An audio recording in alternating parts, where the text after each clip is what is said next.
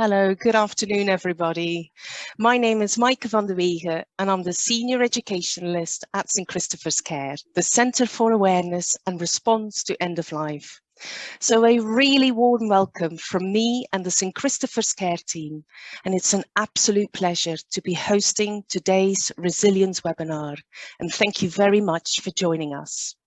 And finally, St Christopher's Care and Greenwich and Bexley Community Hospice have been commissioned by the South East London Integrated Care System to provide this webinar, which is part of a wider piece of work related to their COVID recovery plans and keeping well in South East London. As you can see on this slide, I have added a screenshot of the Keeping Well in South East London portal. You will find lots of resources on there, including upcoming events, free psychological services, and an online chat function for health and social care professionals in South East London. Today we are joined by Deborah Holman, who has been working at St Christopher's since 2002 in clinical practice, in care homes and in education. For 8 years prior to this, she worked closely with St Christopher's as a district nurse with a keen interest in caring for people who choose to die at home. Deborah has a special interest in resilience and well-being. She currently works with us as an associate lecturer. And Nigel Dodds, consultant nurse who works with the community nursing team at St Christopher's.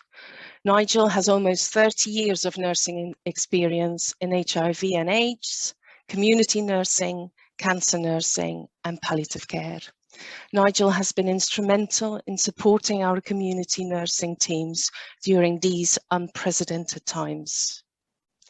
So without any further ado, I will now hand over to Deborah. Let's think for a moment, starting with what is resilience. That word resilience refers to our ability to bounce back from difficult challenges that we face. The NHS guide also talks about it as the ability to adapt and to grow following adversity. So whilst this feels like a difficult time that we're all in and have been through, there are opportunities to grow and to adapt through this situation. So what makes our resilience vulnerable then? What is it about it that puts us in a vulnerable situation?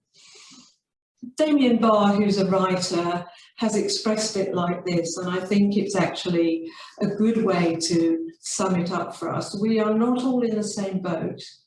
We are all in the same storm. Some of us are on super yachts, and some of us have just one oar. Some people have weathered the storm really well over this last year, and some people have weathered it by the skin of their teeth. We might all be in the same storm, but we're not all in the same boat. But that doesn't make the people who are struggling with just one oar a failure.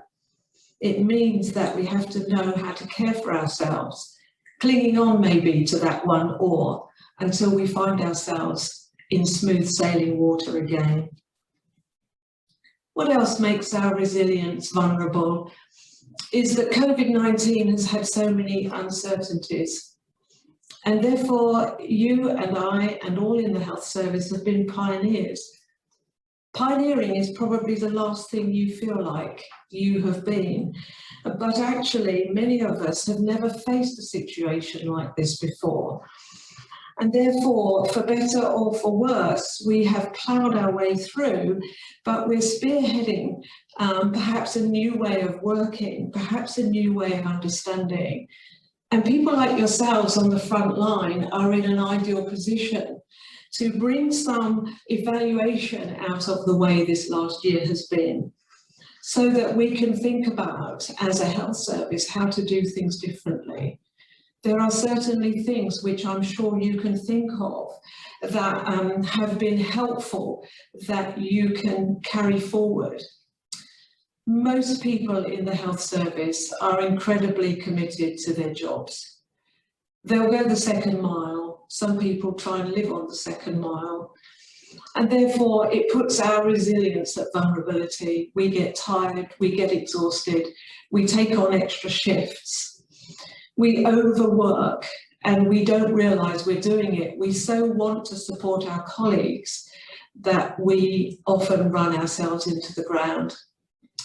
Sometimes over this last year, I'm sure you will have experienced unclear or conflicting expectations. You may well have had to take on a job role that wasn't your job, but because of a gap in the service, you've been put or offered to step into that role. And the social isolation is something that makes us vulnerable. Sometimes we have stayed away from our families. Sometimes we have not been able to explain or talk to our families. People don't understand what it's been like.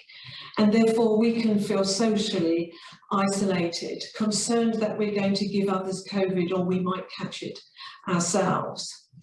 And the lack of personal control over the whole situation. And we do need to bear in mind that all these things make our ability to cope much more vulnerable in the face of a situation that we've never experienced before, and we don't know how it's going to pan out, and we don't know how we're going to cope. We do need to remember as well that society has its own concerns and anxieties. And not only are you and I having to cope with our own anxieties, but you're having to cope with the anxieties and concerns of the rest of the country and the rest of the world. We don't know what's happening. The rules seem to be changing so frequently. And all these things that are coming against us make us much more vulnerable to be able to cope. The uncertainty of this last year, or more than a year as it is now, has had a huge impact on our ability to weather the storm. I think what we do need to think about in the last part of this webinar is what can we do and how can we respond? And I think if we look at all those words on the right-hand side of the screen, they describe many of you. Many people in the health service are selfless, they're strong, they're compassionate, they're dedicated and they're caring. They're committed and inspiring and amazing and phenomenal. And many of you will have heard your patients say that about you. And yet somehow or other we feel as though we've been hit with a sledgehammer, and that has knocked our confidence for many people. And whilst it is very inspiring, and the story that Nigel has recalled is very inspiring of how it changes our practice, we also need to have a good response and a right response to these last 12, 14 months and to the way that it's affected us, in order for us to be able to carry on and continue in the work that we love and enjoy. And so we need to have some areas for consideration and think about the stresses that you're facing. Think about what's causing them. Think about how you might be able to minimize them. Choose your battles. Maybe there are some things which don't need to be dealt with at this time. Think about how resilient you are. What have you coped with? What have you managed? And how could you increase in your areas of resilience, some of the things that you're struggling with? How resilient are your teams? I know many people who've taken on many extra shifts because they want to support their team and their colleagues. But how could you help them? How could you help your team to increase its resilience? What have you learned out of these last 12 or more months that you can take back to your team that can help your team to become more resilient? If you were one of those people who were on the super yacht, maybe you've got something that you can use to help somebody who was struggling with just one oar. And how could you support each other to manage your stresses? Thank you for considering with us the emotional labour and costs attached to caring. Never has looking after and checking in with ourselves and others been as important as now. We frequently hear about the anticipated and potential lasting impact of the pandemic and working under these pressures and circumstances on the well-being of health and social care professionals. In your opinion, do you think there are any preventative measures we should be considering, especially for staff who haven't been exposed to death and dying in this sort of way before? Well, you know, we've become very aware, haven't we, of how many people who haven't seen anyone die have had their first experiences. And wow, what a way to experience your first care of a dying person. So I think, if nothing else, we need to now think about how we do prepare all health and social care professionals to care for people who are dying, so that should this, let's hope it doesn't, but should this happen again, that people feel more prepared.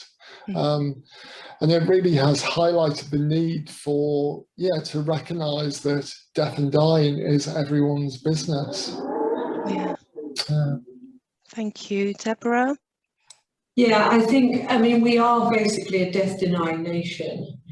And so if anything good can come out of this, I think it is, as you say, Nigel, that we begin to normalise death in our conversations, that we do think about death as a normal part of life. It is the ending of a life. And of course, there are times when lives are cut short, and I'm not minimalising that, but I do think that we should be able to use this as an opportunity to help people deal with the trauma of it, of course, but to begin to make preparation for death and dying, advanced care planning as we think of it, much more a normal part of our conversations.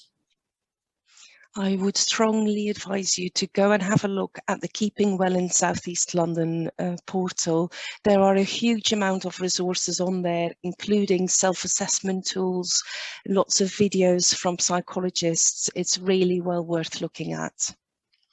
We hope to see you again soon, and we wish you well. So take good care. Thank you, and have a good evening.